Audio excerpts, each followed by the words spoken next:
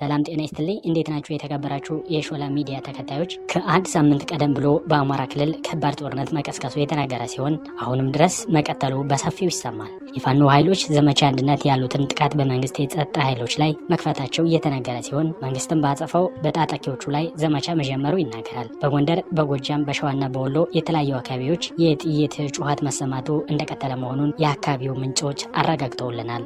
ይህንን ርዕስ እንድትከታተሉ በአክብሮት ታጋብዟችኋል። ላይክ በማድረግ መረጃዎችን መከታተል እንድትጀምሩን በትህትና እንጠይቃችኋለን። አሁን ወደ መረጃው እንለፍ።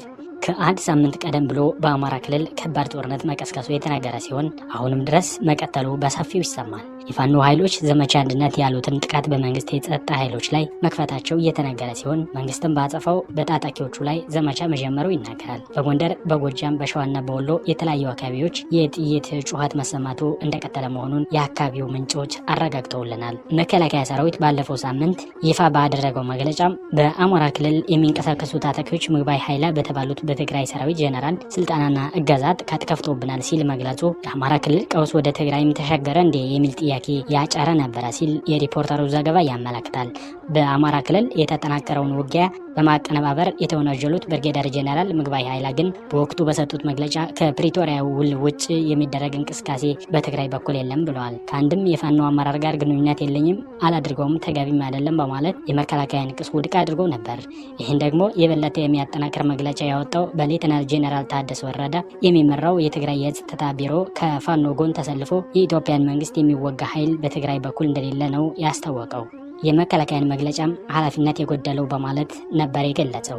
የሰሞኑ የአማራ ክልል ግጭት ግን ከመከላከያና ከትግራይ ጦር የመግለጫ ልውውጥ ባለፈ አሰቃቂ ሰብአዊና ቁሳዊ ውድመት በአማራ ክልል እያደረሰ ያለ ጉዳይ መሆኑ ነው የሰነበተው። በከሌ ግንባር እየደረሰ እየተባለ በማህበራዊ ትስስር ገጾች የሚሰራጨው የአስክሬንና የቁስለኛ አይነትና ብዛት ለይታ የሚያሳቅቅ ነው። ከሁለቱም ኃይሎች ከሚረገፈው ሰው በተጨማሪም የመምህራን ግድያና ሞት ዜና ተከታትሎ ሲወጣም ሰንብቷል። በሁለቱም ወገን ይህን ያህል ደመሰስነ ከሚለው ጎን ለጎን ተማረከ እየተባለ በምስል የሚሰራጨው ዘገባ ብዙ አይነት ሲሆን ይታያል። ይሁን እንጂ ሁኔታውን በገላልተኝነት የሚታዘቡ ወገኖች ክልሉ ይህንን መሳል ሰብአዊና ቁሳዊ ውድመት እያስከተለ እስከ መቼ ይቀጥላል የሚለውን ቁልፍ ጉዳይ በተደጋጋሚ ሲያነሱ ይደመጣል። የአማራ ክልል ፕሬዝዳንት አቶ አረጋ ከበደ የፋኖ ኃይሎችን ከጥቂቶቹ በስተቀር መደምሰስ መቻሉን በቅርብ ጊዜ ተናግረው ነበር።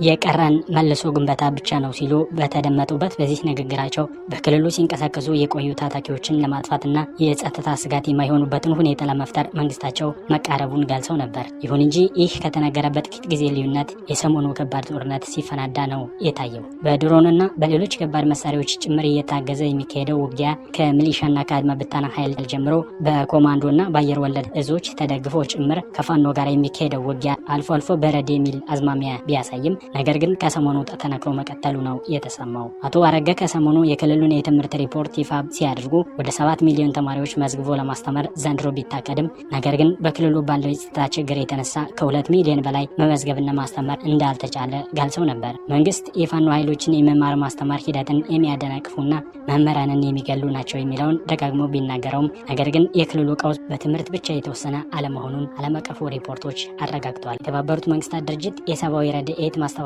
ጽሕፈት ቤት ወይንም UNOCHA ከሰሞኑ ባወጣው መረጃ አማራ ክልል አስከፊ የምግብ አቅርቦት ችግር ሊያጋጥም እንደሚችል ጠቁሟል። የአውሮፓ የሲቪሎች ጥበቃና ሰብአዊ ረድኤት አገልግሎት ወይንም ECHO እንዲሁም የዓለም ምግብ ፕሮግራምና ሌሎችም ግብረሰናይ ድርጅቶች በአማራ ክልል የምግብ አቅርቦት ቢኖር እንኳን ተረጂዎቹ ያሉበት ቦታ አድርሶ ለማከፋፈል ችግር እንደሆነ ነው የገለጹት። ለወትሮም በድርቅና በምግብ እጥረት የሚጓዱ አካባቢዎች አሁን ደግሞ ጦርነቱ በማባባሱና በተለያዩ ቦታዎችም በጸጥታ ኃይሎችና በታጠቁ ቡድኖች የእንቅስቃሴ ገደብ የሚደረግ በመሆኑ ለምግብ እጥረት ችግሩ የበለጠ ተጋላጭ እንደሚሆኑ ድርጅቶቹ ተናግረዋል። ሰሜን ወሎ፣ ደቡብ ወሎ፣ ሰሜን ጎንደር፣ ደቡብ ጎንደርና ዋግ ኽምራ አካባቢዎች በእርዳታ አቅርቦት መቆራረጥ የተነሳ የከፋ ጉዳት የሚያስተናግዱ ተብለው ተለይተዋል።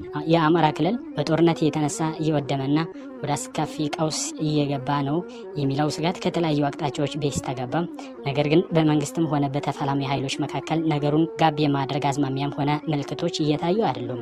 ከሰሞኑ መንግስት አስመረቅኩት ያለው በመንግስት ሚዲያዎች ምስሉ ሲሰራጭ የታየው የአድማ ብታናና የሚሊሻ ኃይል ብዛት ጦርነቱን መንግስት ለመቀጠል መወሰኑን አመላካች እየተባለ ነው። በሌላ በኩል የአማራ ክልል ግጭትን በሰላም ለመፍታት መፍትሄ ይዘን መጠናል የሚሉ የሰላም ምክር ቤት አባላት ከታጣቂዎችም ሆነ ከመንግስት አመኔታና ድጋፍ አለማግኘታቸውን ሲናገሩ መደመጡ ሁኔታው ወደ ባሰ ቀውስ እንደሚያመራ ጠቋሚ ተደርጎ እየቀረበ ነው። ጠቅላይ ሚኒስትር ዶክተር አብይ አህመድ በቅርቡ በፓርላማ በሰጡት ማብራሪያም መንግስታቸው ለሰላም ዝግጁ መሆኑን ተናግረው ነበር። በክልሉ ያሉ ኃይሎችን በጅብ ቆዳ አስደግመው ጥይት አይነካንም እያሉ የሚዋጉ ኋላቀር እንዲሁም መምህራንን የሚገሉ ኃይሎች ሲሉ የወቀሱት ዶክተር አብይ በጦርነት የሚያልሙትን ድል እንደማያሳኩ ገልጸው ነበር። ከፋኖ ኃይሎች ጋር እንደራደር ተብሎ አንዳንድ ኃይሎች ፍላጎት አሳይተው ለድርድር ዝግጁነታቸውን ከገለጹ በኋላ በሂደት ደግሞ ቃላቸውን እያጠፉ ሌላ አቋም መያዛቸው እንዳስቸገረም ነው ጠቅላይ ሚኒስትሩ የገለጹት።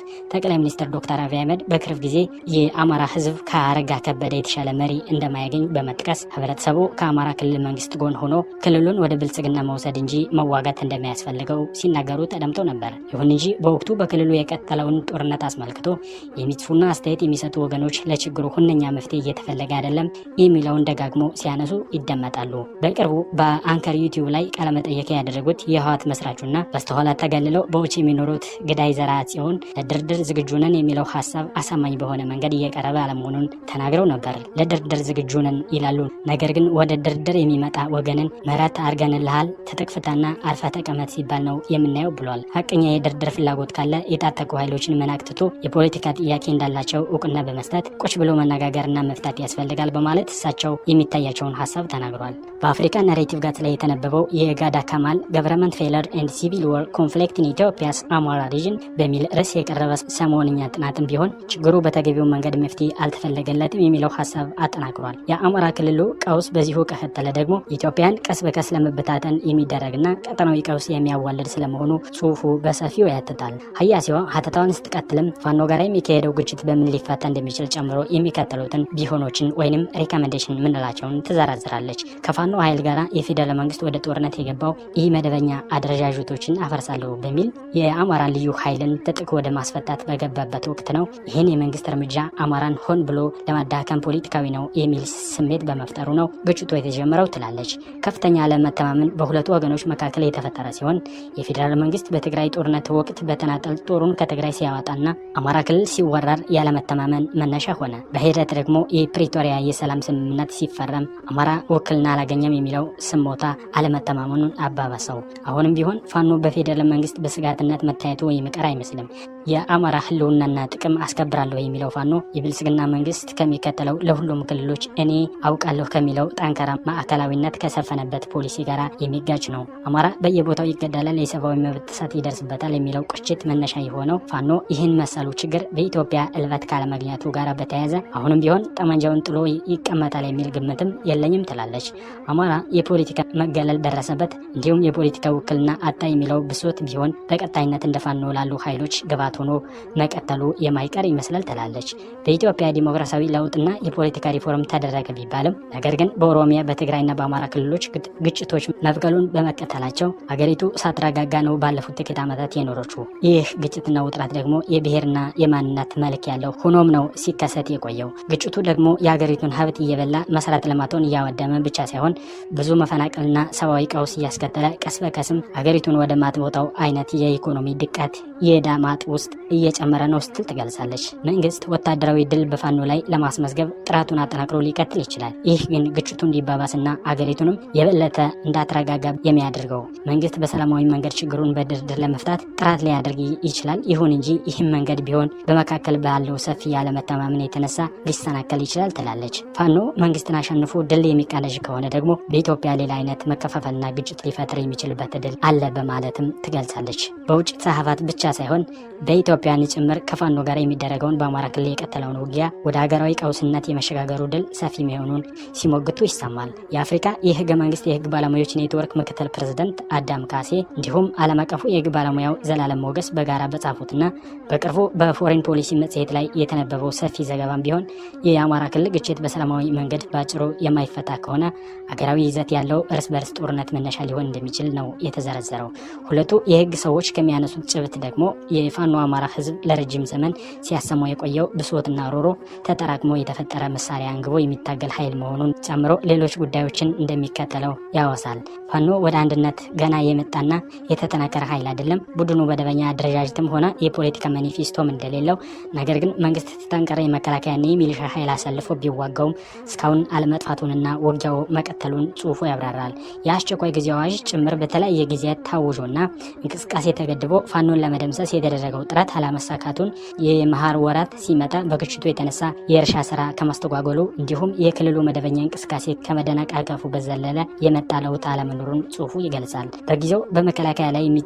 በየጊዜው በመከላከያ ላይ የሚፈጸመው የደፈጣ ጥቃት የቀጠለ ሲሆን መከላከያም ወሰድኩት በሚላቸው እርምጃዎች ፋኖ ተደመሰሰ የሚለው ዜና መደጋገሙን ይጠቅሳል። ይሁን እንጂ በአማራ ክልል ያለውን ሰብአዊ፣ ኢኮኖሚያዊና ማህበራዊ ቀውስ በማባባስ ክልሉን ከማድቀቅ በዘለለ ከፋኖ ጋር የሚደረገው ግጭት ለህዝቡ ዘላቂ ሰላም አላስገኘም ይላሉ ጸሐፊዎቹ። ባቀረቡት ምክረ ሀሳብ ደግሞ መንግስት በኃይል ተቃዋሚዎችን አሸንፋለሁ ማለቱን አቁሞ የሀገሪቱ ችግር የተወሳሰበ መሆኑን እውቅና በመስጠት ለሐቀኛ ድርድር ራሱን ካላዘጋጀ በስተቀር በሰላማዊ መንገድ ችግሩ አይፈታም ይላሉ። በኢትዮጵያ መንግስትም ሆነ ሌሎች በግጭት ውስጥ የሚገኙ አካላት ወደ መግባባትና ችግራቸውን በሰላም ወደ መፍታት ከመጡ ብቻ ነው የኢትዮጵያ ህልውና ከስጋት የተለቀቀ መሆን የሚቻለው ሲሉ ሌሎች ወገኖች ያነሱትን አሳሳቢ ጉዳይ በሌላ አገላለጽም አስቀምጠውታል። የወቅቱ የአማራ ክልል ከፋኖ ጋር የሚደረገውን ውጊያ በማስመልከት ስለ ግጭቱና ስለ ቀውሱ ምንነትና አፈታት ሀሳባቸውን እንዲያጋሩ የተጋበዙት የፖለቲካ ተንታኙ አቶ ሙሉ አለም ገብረ መድህንም ቢሆኑ ጉዳዩ ወደ ተለያዩ አቅጣጫ ሊያመራ የሚችልበት እድል ሰፊ መሆኑን አብራርተዋል።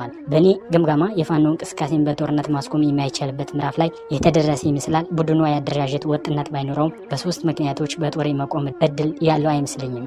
በመጀመሪያው በክልሉ በርካታ የታጠቀ ኃይል ተፈጥሯል።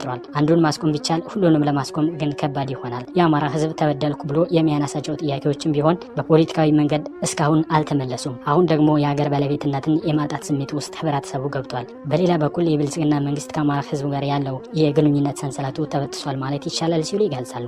የቅቡልነት ቀውስ በአማራ ዘንድ ገጥሞታል። ከዓለምና ቀጠናዊ ሁኔታዎች በመነሳት እንዲሁም ከሚታዩ ነባራዊ ሁኔታዎች ሲገመገመው ከፋኖ ጋር የቀጠለው ጦርነት በሀገራዊ ፖለቲካ ላይ የሚጠበቅና ያልተጠበቁ ለውጦችን ይዞ ሊመጣ ይችላል ሲሉም ይገልጻሉ። የአማራ ክልል ጦርነትም ሆነ የሀገሪቱ ግጭቶች እስከቀጠሉ ድረስ በአንድ በኩል በዓለም አቀፉ ማህበረሰብ አስገዳጅ ጣልቃ ገብነት በኢትዮጵያ ሰላም አስከባሪ ኃይል ጭምር ተሰማርቶ ሁሉም የሚወከልበት የሽግግር መንግስት እንዲዋቀር የሚያደርግ የውጭ ግፊት የሚፈጠርበት እድል ሁሉ ዝግ አለመሆኑን ነው ተንታኙ የጠቆሙት። ከዚህ በተለየ ሁኔታ ደግሞ ፋኖ በኢትዮጵያ ካሉ ሌሎች የፖለቲካ ኃይሎች ጋር ህብረት ፈጥሮ ሀገራዊ ፖለቲካውን ወደ የሚለውጥ እንቅስቃሴ ሊገቡም የሚችሉበት እድል ሰፊ መሆኑን ያስረዳሉ። አቶ ሙሉ አለም ሲያክሉም ጦርነቱ ከቀጠለ የጦርነቱ ማዕከል በሆነው በአማራ ክልል ያለው ክልላዊ መንግስት ጥንካሬ ይዞ የሚቀጥልበት እድል የመነመነ ይሆናልም ብለዋል። ይህም በብልጽግና ከገጠመው የቅቡልነት ቀውስ አኳያ መልሶ መጠገን የማይችል ሊሆን ይችላል ሲሉም ይገልጻሉ። ስርዓት የለሽ ግዛት ወደ መሆን ይገፋዋል። ይህ ውጤት በአማራ ክልል ውስጥ ማቆሚያ የለሽ የውክልና ጦርነት፣ ቅጥረኛ ነፍሰ ገዳይ፣ የጎበዝ አለቃ መበረከት ያስከትላል። የየመን የሊቢያና የሱሪያ ጠፈንታ በአማራ ክልል ላይ ሊደርስ ይችላል ሲሉ ይገልጻሉ። በአፍሪካ ቀንድ ሌላ ዳርፉር ሊፈጠርም ይችላል በማለት የከፋ ቢሆንም ግጭቱ ሊፈጠር እንደሚችል አመላክተዋል። የአማራ ክልል ቀውስ በቅጡ ካልታሰበበትና ሰላማዊ መንገድ እልባት ካልተገኘለት እስካሁን ከተጠቀሱት በተጨማሪ አገር ወደ መበተን አደጋ ሊያመራ የሚቻልበት የከፋ ድል መኖሩንም ተንታኙ አስረድተዋል። ድርድር መፍትሄ ቢሆንም የተደራዳሪዎቹ የችግር ድርሻ እንደተጠበቀ ሆኖ መንግስት በስካሁኑ ብልጣብልጥነት በተሞላ መንገድ ከሄደ ግን ድርድር ፍሬ እንደማያፈራ ገልጿል። ድርድሩና የድርድር ጥሪው በሐቀኝነት የሚደረግ እንጂ በመደራደር ስም ከሌሎች ታጣቂዎች ጋር እንደተፈጠረው አመኔታ የማይጣልበትና ተመልሶ የሚፈርስ ውል መፈራረምን ብቻ ዓላማ ያደረገ መሆን እንደሌለበትም አሳስቧል። ክቡራን የሾላ ሚዲያ ቤተሰቦች የዛሬ መረጃ ዜጋ በቃው። ስለተከታተላችሁ አመሰግናለሁ። ሰላም ሁኑ።